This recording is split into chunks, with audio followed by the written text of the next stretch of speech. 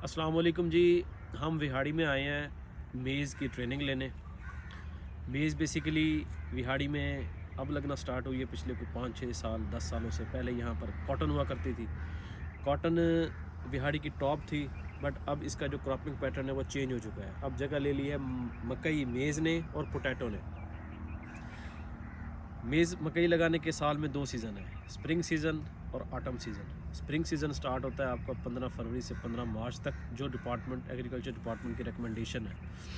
और आपकी जो ऑटम है वो लगती है जुलाई अगस्त में, 15 जुलाई से 15 अगस्त तक, डिपेंडिंग ऑन टेम्परेचर। बेसिकली फ़सल जो है वो मंथ नहीं देखती, वो टेम्परेचर देखती है। हम जब रिकमेंडेशन देते हैं कि आप इस टाइम पे सोइंग करें, वो बेसिकली टेम्परेचर से कोरिलेट होती है। मकई अभी हम बात करें तो आज जनवरी है, जनवरी का ये महीना है, 7 जनवरी है। तो इस में आप मकई नहीं लगा सकते। बेसिकली टेम्परेचर बहुत लो है। इसकी जर्मिनेशन के लिए जो टेम्परेचर लोएस्ट रिकमेंडेड है वो 15 है। मतलब 15 से ऊपर हो तो आपने इसकी सोइंग करनी है। और मैक्सिमम जो अपर लिमिट है वो 25 है, कि 25 से ऊपर जाएगा तब भी जर्मिनेशन इफेक्ट होगी और इससे नीचे आएगा तब भी इफेक्ट होगी। तो इस 15 और 25 के क्वेश्चन में रह के आपने जो है ना, एक फार्मर ने डिसाइड करना है कि उसने कब मकई लगानी है। मकई लगाने के लिए इस महीने में हमने अपनी बजटिंग करनी है। और बजटिंग करनी है कि कितना मुझे फ़ंड्स चाहिए, सीड चाहिए। हाइब्रिड सीड्स अवेलेबल हैं संजेंटा, मोनसेंटो और बायर के पास।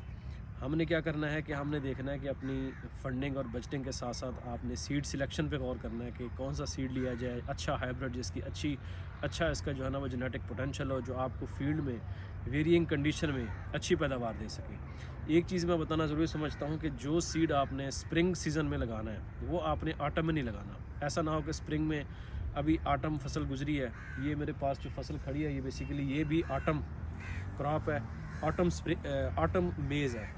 ये ऑटम मेज़ ऐसे है कि ये बेसिकली लेट सोइंग इसकी हुई, एंड जो है वो सितंबर तक है, अगस्त तक है। 15 अगस्त के बाद जो भी होगी लेट होगी। ये सितंबर की काश्त है और ये लेट इस वजह से है कि इसको मे बी लेबर की नॉन अवेलेबिलिटी हो, इसको जो है ना वो क्लाइमेट सूट ना कर रहा हो, चूँकि टेम्परेचर बहुत हद तक गिर चुका है। अभी अगर हम फसल काट के रखेंगे तो इस पे चांसेस है कि इन्फेस्टेशन होगी, कोरा पड़ रहा है, ये छल्ली ख़राब होगी। ये छल्ली दिखाएं, ये जो छल्ली है इसके अंदर जो प्रोसेस हो रहा है सारा वो सारा डिस्टर्ब होगा। तो ये बेसिकली इसमें ये मैच्योरिटी पर है, चूँकि लेट है तो इसका पूरा साइकिल ही जो है ना वो लेट हो रहा है। तो इसकी ये रीज़न हो सकती है। बहरहाल इस स्टेज पर फसल का खड़ा होना कोई अच्छी चीज़ नहीं है। ये प्रॉपर टाइम पे इसकी सोइंग होती, हार्वेस्टिंग होती। खैर एनीवे, तो हमने क्या करना है, 2 काम करने हैं जनवरी में। सबसे पहले हमने अपनी प्लानिंग करनी है। सेकेंडली हमने अपनी सीड की सिलेक्शन उस पर गौर करना है और सीड की अरेंजमेंट करनी है बेसिकली, कि कहाँ से हमने अच्छा सीड को सोर्सिंग करनी है, अच्छे सीड की अवेलेबिलिटी हो।